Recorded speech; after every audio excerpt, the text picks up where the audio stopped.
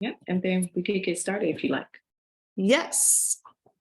Good morning, everyone. My name is Dominique Goodson. I am going to be the hostess with the mostest, the MC. And today we have a very special presenter, Dr. Harrington. Dr. Harrington is a hematology specialist. He went to the Medical School of Miami, did his residency at Jackson at an internal medicine. He did his hematology fellowship at University of Miami in Jackson. He took over as the adult doctor for the sickle cell program at Jackson in the mid 1990s at the retirement of his mentor, Dr. Donald Temple. He's been involved in numerous clinical trials going back as far as the initial hydroxyurea safety studies, neuropsychological research, and numerous drug studies, including charism-lapin, I always hate that word, aka Adakio, Veloxtor, aka Oxbryta, and other smaller studies. So I don't want to keep you guys, and I do want Dr. Harrington to get to his presentation. So without further ado, Dr. Harrington. Hi, Dr. Harrington. Thank you for being with us. Good morning. Thank you for inviting me. And thank you for constantly making sure I did what I was supposed to do, even if it was months late. my habit. I have to have someone tap me all the time. Hey. Anyway, it's great to be here, and I'm really happy to be involved with your organization, which is very valuable. We're really, all of us adult providers, pediatric and adult providers, are very excited whenever we find a community and other doctors who are interested in sickle cell and trying to make lives better for these folks. Today, I want to talk a little bit about some of the recent advances and discuss the pathophysiology. Also discuss some of the medical problems that they have that are not just directly pain specific, because people think of sickle cell disease.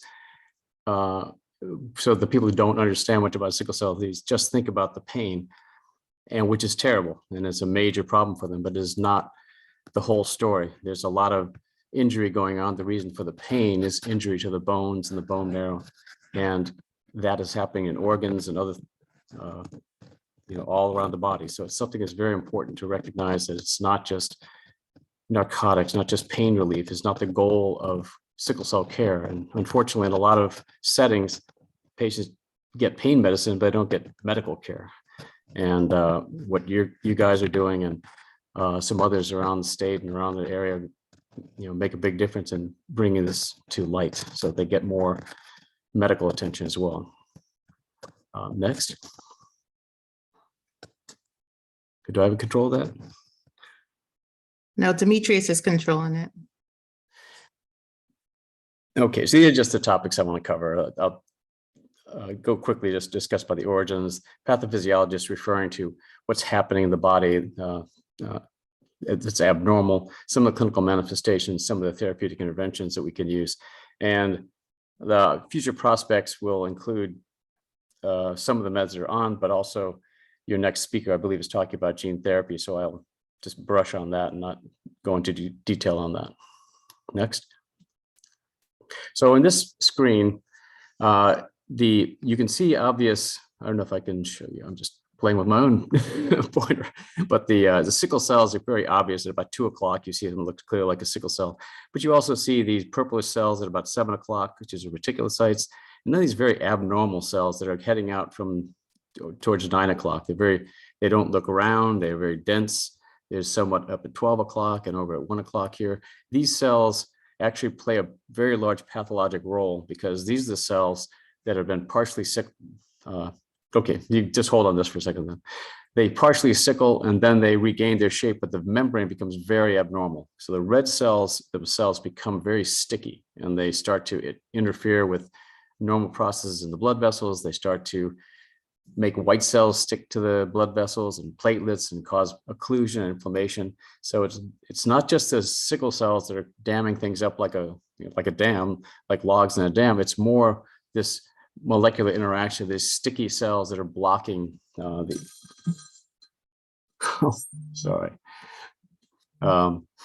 blocking the blood flow because of vasoconstriction and inflammation. Okay, you go to the next slide. This is just a graph of the table of where sickle cell comes from, but it also shows other red cell diseases. You see SC disease is limited to hemoglobin C is limited to the Western Horn of Africa. And then all the red dots are in Central Africa. It's Madagascar there, but you also see concentrations in India. I wish I had my pointer right there. India, the Arabian Peninsula, and even in the Mediterranean, you see these red dots. And all of these red cell mutations, including thalassemia, were driven by the presence of malaria. Sickle cell trait does protect somewhat against malaria, and in a large population, having sickle cell trait will allow you to a better chance of surviving to adulthood, and so it helps survival of the species, so to speak. But sickle cell disease doesn't provide any survival advantage, and is obviously a devastating cost for that benefit for sickle cell trait. Thalassemia has a similar thing, and all of these abnormalities result in a slight increase in clearance of malaria in the person who gets infected, so that they don't get such overwhelming malaria. But when you have sickle cell disease, you don't get any protection, and when you don't have any sickle cell trait or thalassemia trait or a number of other red cell abnormalities, you can have a very high malaria burden that can lead to worsening outcomes and death. Next. That's kind of what I was talking about here, so I won't belabor that, but just to show that it's not strictly Africa. It includes India, it includes other areas. And there's some areas of the world where we have quite a bit, such as Haiti has a very high rate. Brazil has a fairly high rate. Areas around the tropics have a very high rate. But all of this in the Western Hemisphere is brought on by, unfortunately, the slave trade, which brought Africans to the Western Hemisphere, and then the disease spread around there. But we do have people who are, if you go to the next slide, in the United States, when we have 100,000 Americans that have it, but in 1 in 500, maybe the number is a little bit different now for African Americans, but the number for Hispanic Americans is actually a lot higher in South Florida than it is in, the country as a whole. So we have a much higher rate of Hispanic Americans who have African heritage or even Indian heritage and have the sickle cell gene and sickle cell disease. So we see quite a bit of it again down in South Florida, probably in Orlando, around Florida as well. And there's some areas of the world where the trait is very high, 25%, and in areas of Africa, India, and Haiti. Not all of India, obviously, but certain high density areas. Okay, next. I'm not going to go into the genetics, just to say that it's a simple mutation, though. The simple mutation we hope will be a target for future therapies, but right now the simple mutation is kind of hard to just correct. But the slight mutation causes the red cell, it causes the hemoglobin molecule to sort of change its conformation. And when it gives up oxygen, becomes these long chains. But if you can, the modifiers, there are many different modifiers to sickle cell anemia. Alpha thalassemia trait, which is very common. About 30% of American Blacks have alpha thalassemia trait, and that actually may diminish the severity of sickle cell disease in people who have it. There's also numerous inflammatory genes that we don't know about. And then, of course, fetal hemoglobin is an important modifier of sickling, because fetal hemoglobin is not hemoglobin S, but it decreases the rate at which you can form sickle proteins. Anyway, a lot of our treatments for the years have been designed to increase fetal hemoglobin, because that interferes with the sickling process. Next. So this is just a diagram of what happens when the oxygen is given up by the hemoglobin molecule. It takes on this conformation, which causes it to line up and form these long chains. And if you put in fetal hemoglobin into those things, it'll disrupt the chain formation and markedly slows down the rate at which you make these chains. Many other modifiers that we're trying to work on might change that also, but this is sort of how, when it's red with hemoglobin, oxygen, I should say, the hemoglobin does not form sickle chains, but once it gives it up, it changes its shape and then forms these long polymers. Next. This is kind of busy. I won't dwell on this too much, but I'll just say that this is meant to show that the process of blocking blood flow which you see over on the right side of this slide, is not just red cells blocking a dam. It intimately involves white cells, which are the purplish looking cells, platelets, which are little dots that are in there. All these things interact with the circulation, the blood vessels themselves, and cause constriction and occlusion of blood flow. Many of these things are potential targets too. I will go in another slide to show some potential targets, but what it shows is there's a lot of different things going on, not just red cells taking a sickle shape and blocking blood flow. It's much more complex than that because sickle cell is a vascular disease and it's manifested with anemia, but it's a vascular occlusive disease. Next. There you go, sickle cell vascular disease. So what some of the things that happen with this vascular disease is the inflammatory, our baseline inflammatory levels are relatively mild. We don't have a lot of inflammatory markers going on in a normal circulation. In sickle cell, it's different.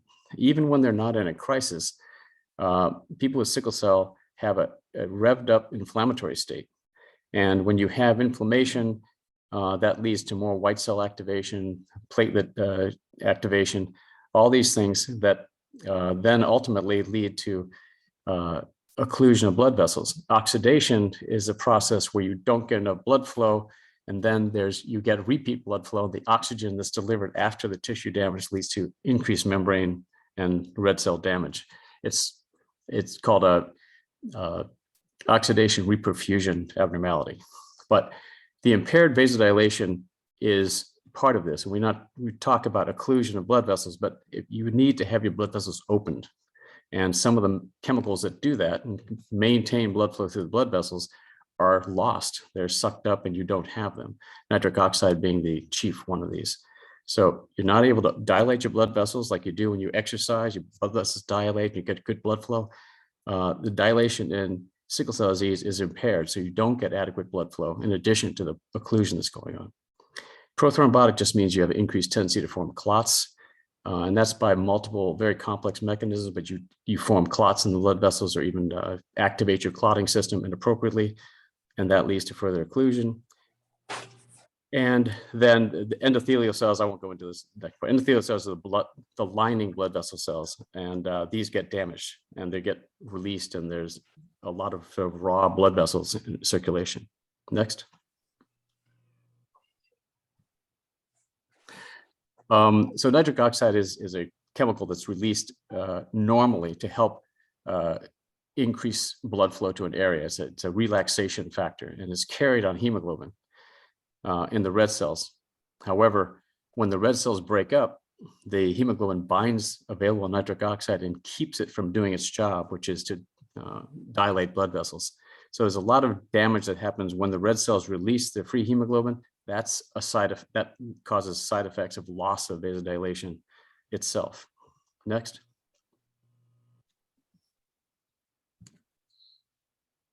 Excuse me.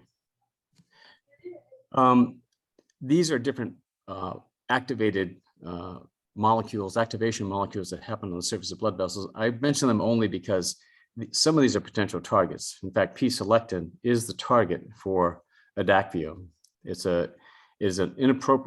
appropriate in the right setting, but it's inappropriately activated in sickle cell. And what its function is to grab white cells that are floating by and make them stick to the surface of the blood vessel to help fight off infection and inflammation.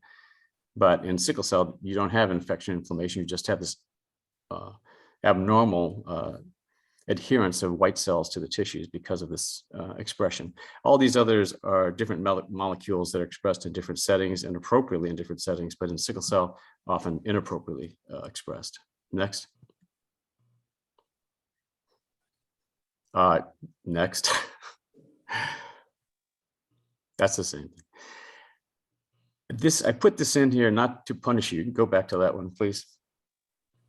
It's not meant to punish you, just to show you the complexity of the interactions of red cells, vasodilation, vasoconstriction, inflammation. All of these things are going on.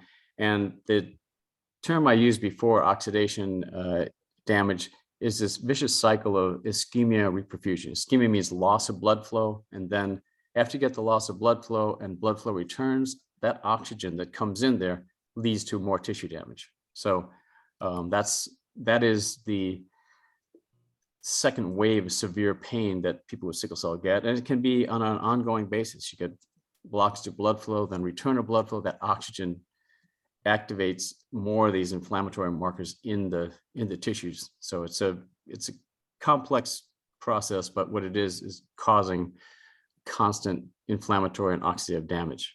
And one of the medicines that we'll talk about briefly tries to target this. Next.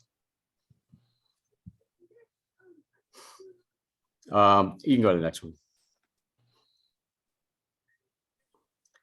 Okay, some of the things that increase sickling have to do with hypoxia. If you don't have enough oxygen, remember I told you the oxygenated hemoglobin is what doesn't sickle. If it loses oxygen, it starts to sickle. So if you have low oxygen, which is what hypoxia means, then you have a much higher rate of deoxygenated hemoglobin and a much more rapid rate of sickling. Acidosis and 2,3-DPG, I'll mention only because there's a treatment targeting this, but these are two chemicals that happen in the tissues that cause you to release your oxygen more. So if you're acidotic, you have acid buildup, or if you have 2,3-DPG, which could be a side effect of that, those things will cause you to lose your oxygen and sickle more rapidly. Dehydration is an important, we always talk about make sure you drink a lot of fluids. Always have to drink a lot of fluids because the kidneys lose concentration ability, and so it's kind of necessary to drink water all the time.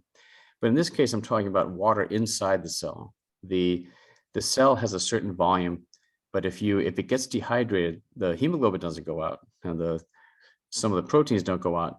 But if the water leaves, the cell immediately gets very concentrated in hemoglobin, and high concentration hemoglobin causes more rapid hemolysis. So loss of oxygen, loss of fluid, and concentration of hemoglobin, these are major features in the sickling process. So we definitely want you to always try to keep the fluid intake up, the water intake up in particular, and try to avoid stresses where you might get acidotic or poor tissue perfusion, things like that. Next. I'll just briefly talk about hemoglobin SC. It's a very important subject, but sometimes people don't realize they have sickle cell variant that's very serious. Some people think they have trait. Some people are told by their doctors that they have trait. But hemoglobin SC is often milder as far as the anemia, not always, but generally a little bit milder, maybe hemoglobin of 10 to 12 range. The cells don't take the same sickle shape, but they do get similar membrane damage like I discussed before. And they often have larger bone infarcts and severe inflammatory changes in the bone, which may come out of the blue in someone who hasn't been sick for years. So SC patients could be doing fine and all of a sudden have a horrendous sickle cell crisis. The one point I want to make here is very important is hemoglobin SS, you have to get your eyes examined. They have a lot of different problems with the retinopathy, and it needs to be checked on a regular basis to avoid bleeds and things like that. But hemoglobin SC has an even higher rate. So people who are feel completely healthy or doing well, they need to get their eyes checked on a regular basis, yearly basis at least, make sure they don't develop any retinopathy, because unfortunately I have several patients who almost never have problems with their sickle cell pain, but if the SC patients who develop bleeds in their eyes and significant loss of vision. So it's very important to get the eyes checked early and by an ophthalmologist who understands sickle cell care. Next. So the acute vascular events, I won't talk about bone marrow crises, which we sort of talked about the mechanism so far. Acute chest syndrome is defined as an infiltrate with hypoxia in a person with sickle cell. It can be relatively mild, it can be very severe. And in very severe cases, it can be the leading cause of death because you lose oxygen capacity and then start to develop infarcts or tissue damage throughout the body. So acute chest syndrome can be relatively mild, but it can also be very severe. Stroke is a complication, particularly in kids, but you can get them in adults as well. In fact, I had a patient this morning who got admitted. He's in the 60s who got admitted with a stroke. Multi-organ failure syndrome can be multiple organs that get involved, usually in the setting of a sickle cell acute chest syndrome. Loss of oxygen leads to sickling throughout the body. So stroke and multi-organ failure syndrome are always, we try to treat them with transfusions, exchange transfusions if possible. And then acute chest syndrome, depending on the severity, if we can't oxygenate them well, then transfusions and exchange transfusions are important. Priapism, I don't know, I think you have someone talking about priapism, which is very important. And this is something that needs to be discussed because a lot of young men who get it don't really know what it is. They don't understand it. They don't know how to deal with it, but they may also not tell anybody. So it's very important to inquire about that and be aware of that if you've had these episodes to get help for that. There are some treatments you can do to prevent it. And there's a broad range going from Sudafed all the way to a number of other more involved drug therapies. But it is very important to address that. Renal papillary necrosis is just ischemia in the kidney, center of the kidney, which leads to a loss of blood flow and then a sloughing of internal kidney contents and bleeding. It can lead to kidney failure, massive bleeding in the kidneys, and it has to be recognized early on. Acute hemolytic episodes, I won't go into, but when they're very anemic, when they're very hypoxic infections, that can lead to a rapid drop in hemoglobin level. Next. I can spend an hour on this, honestly. The psychological effects, I won't go into it on this, but psychological effects of any chronic disease is very, very tough. And it's important that people have access to therapy. We don't have an adequate amount of therapy for our patients, and we certainly don't have it, nationwide for people with chronic illnesses. But depression is very common. It's the way this disease can be unpredictable. You start off feeling good one day, and 10 minutes later you're racked in pain. That's incredibly tough mentally, and this can happen over and over. It can also cause you to misspell unpredictable. It also can lead to, it can affect relationships, can affect the way you deal with, how caregivers treat you can affect how you see yourself. There's many different things. The psychological effects of sickle cell are a huge problem, and it's very important that you try to be as conscientious as possible and understand that what they're feeling, and let them express what they're feeling and not tell them what they're feeling, and things like that. But I just want to mention this is a critical problem in sickle cell, and definitely is not enough time to give it justice on this talk. Next. Retinal hemorrhages are what I mentioned about hemoglobin SC having more than SS, renal papillary necrosis I discussed, low flow priapism. That's a redundant slide. Next. These are acute side effects, and I won't go into too much about acute chest syndrome, except that it is almost always a pneumonia in children. In adults, it can be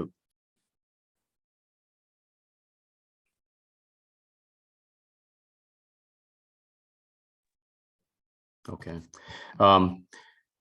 Were you able to hear me? Okay. Anyway, the bone marrow fat embolism is a critical type of acute chest syndrome that starts off with excruciating pain, usually in the hips or long bones, that results about 24 hours later in respiratory failure and multi-organ failure. This is something that needs to be recognized as early as possible, because it could be a rapidly fatal complication. But it's the most severe of the marrow fat of the acute chest syndromes, but multilobar pneumonia is also seen commonly as well. Next. This is an example, just a lobar pneumonia. I appreciate that the lung on the right has the basal state, has just a bunch of inflammation there, but it has otherwise clear left lung, and the upper parts of the anterior parts of the right lung look pretty good. It's a lobar pneumonia, and this can be severe, but probably is well tolerated without all the exchanges, etc. Next one.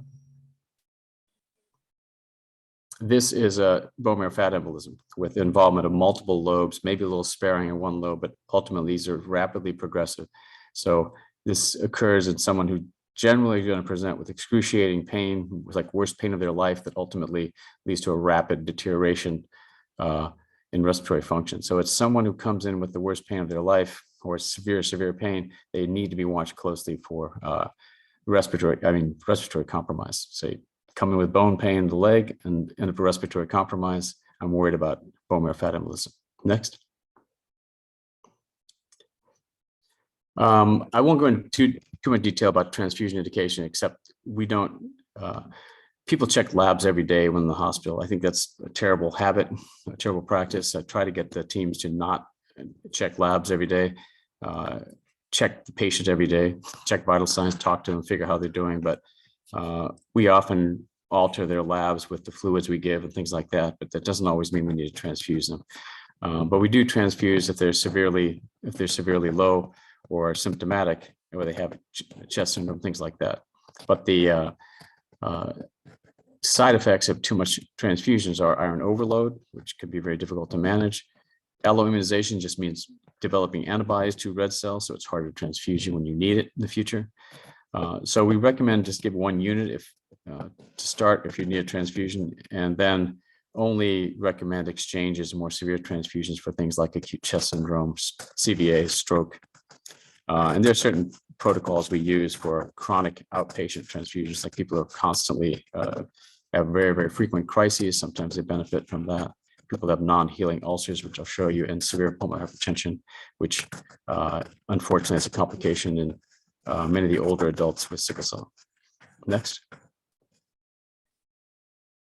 I won't go into chelations, too much to say, but chelation is just the binding of iron, and we have to use this type of therapy in people who have been transfused heavily because we don't have a way of getting rid of iron. Women have periods and babies and can lose iron that way, but we're designed to conserve iron, and all these transfusions just load us with more iron. So we have to find an effective way to do it, and a lot of these medicines have their own side effects.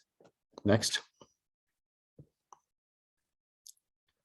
So the chronic vascular events is, to talk briefly about this, but pulmonary hypertension is a cause of, it usually is expressed as low blood pressure in the body. So if you don't run high blood pressure, that doesn't mean you can't have pulmonary hypertension.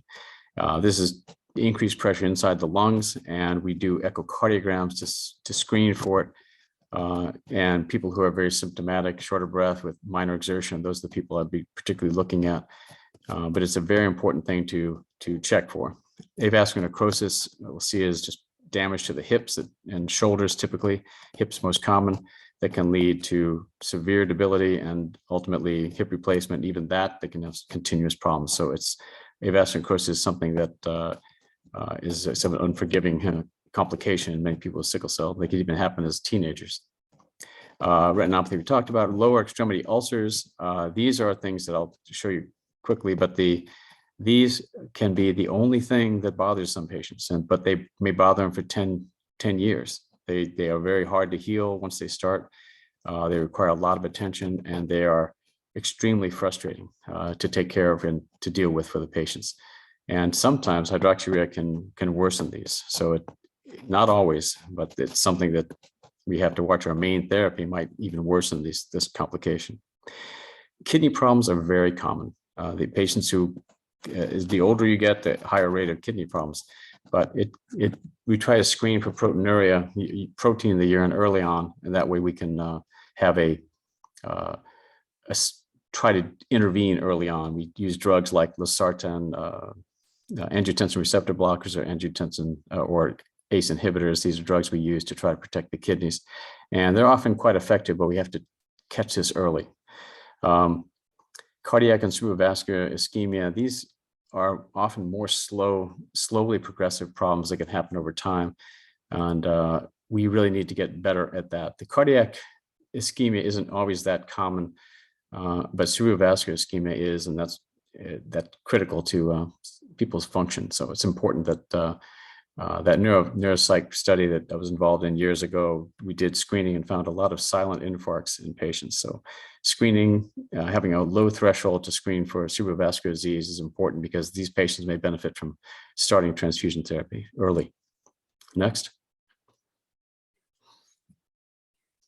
This is an example of two of my patients who had avascular necrosis. And you can obviously see that on the right, that area of damage there, that's an area where the loss of blood flow led to inflammation and scarring. This did not require an immediate intervention, but it will ultimately lead to collapse of that very critical support bone.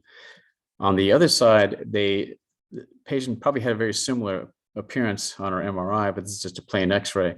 And if you see that sort of cylindrical line going across the hip there, that's from a procedure called a hip coring or a core decompression. And what they do is they drill from the outer part of the hip up to the area where the blood flow comes in and just remove some bone and allow increased blood flow to the area. And it's often very effective. This person on the left side actually had this procedure done about 8 years ago, and she is doing great.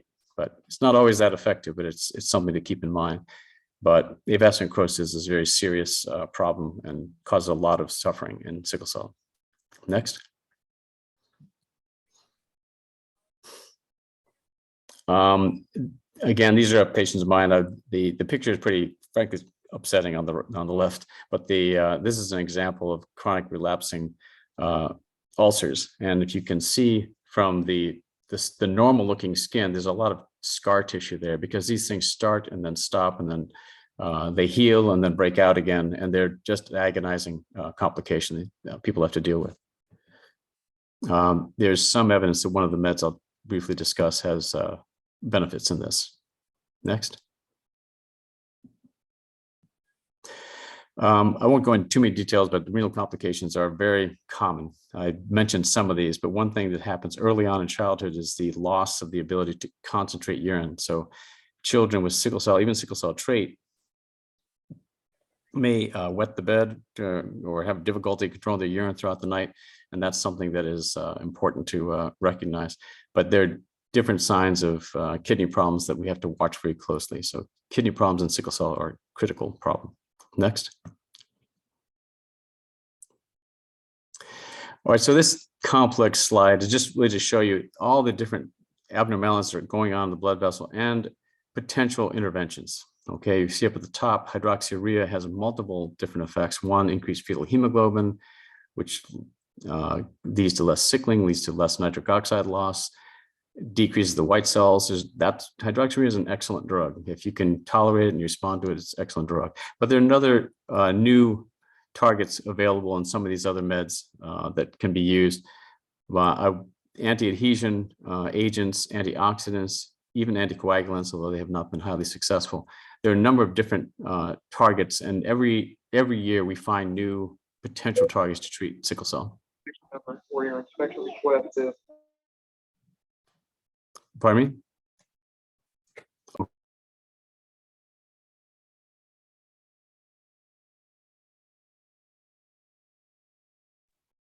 Next, I'm keep on getting muted here. I won't detail too much about hydroxyurea, but it's the best drug we have right now. It's relatively inexpensive, it's effective, but it doesn't work for everybody. And it has some potential side effects like ulcers that I mentioned. But for the most part, it's a safe drug. We have to worry about, people trying to have children on hydroxyurea. There haven't been reports of many problems, but there is some potential risk of decreased fertility. But it is not always a problem. And hydroxyurea is an excellent drug. Next. So these are the three drugs that were recently approved by the FDA. Crizanlizumab, Adakveo is the one that blocks that P-selectin protein that I mentioned. It's the one that blocks neutrophils binding to the red cells, bind to endothelial cells, and it's about 45% benefit. So it's somewhat beneficial. It's not a miracle drug, but it does have an interesting anti-inflammatory target, which I think is where we should be building a lot of our therapy.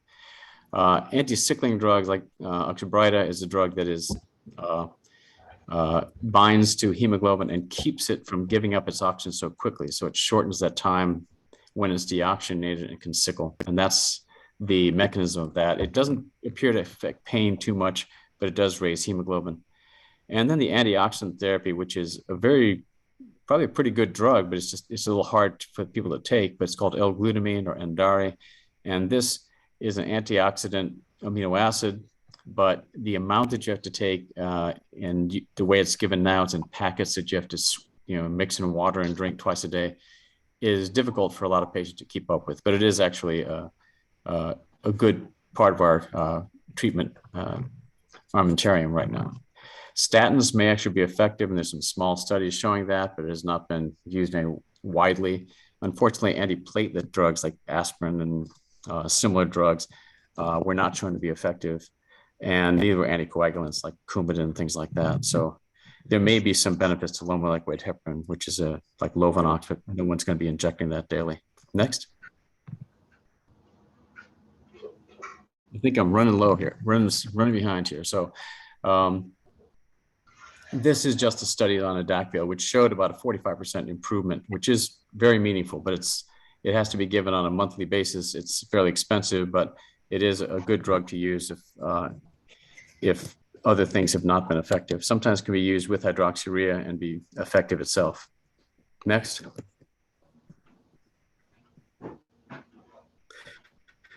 Voxelotor is not a hemoglobin F activating therapy, but it does it actually makes the hemoglobin behave a little bit more like fetal hemoglobin, but it does decrease the time for sickling and raise the hemoglobin. And that's what it was shown to do. That's what it's told to do. So that's the use of this drug, but it may actually combine with hydroxyurea be a very effective combination by increasing fetal hemoglobin and making it sickle less. But that's a drug gives about the same dose as hydroxyurea as well.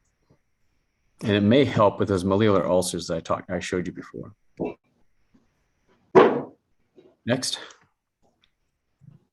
So there are I don't think I have time to go into this, but there's some new studies looking at drugs that block hemolysis. And pyruvate kinase is one of these enzymes that can help stabilize red cell membranes, but it doesn't last that long in red cells. So there's a new drug out trying to see if maintaining higher rates of this pyruvate kinase can stabilize red cells, decrease hemolysis. And this is a kind of exciting drug that there's 2 different companies studying it right now. So if it turns out to be effective, it could actually improve hemoglobin and possibly decrease crises by stabilizing the red cells. Next. And glutamine is what I talked about, the antioxidant therapy. All these have been authorized by the FDA, so they're available. They're fairly expensive. You see $40,000 yearly. The other 2 drugs are like $80,000 to $100,000 yearly. Next.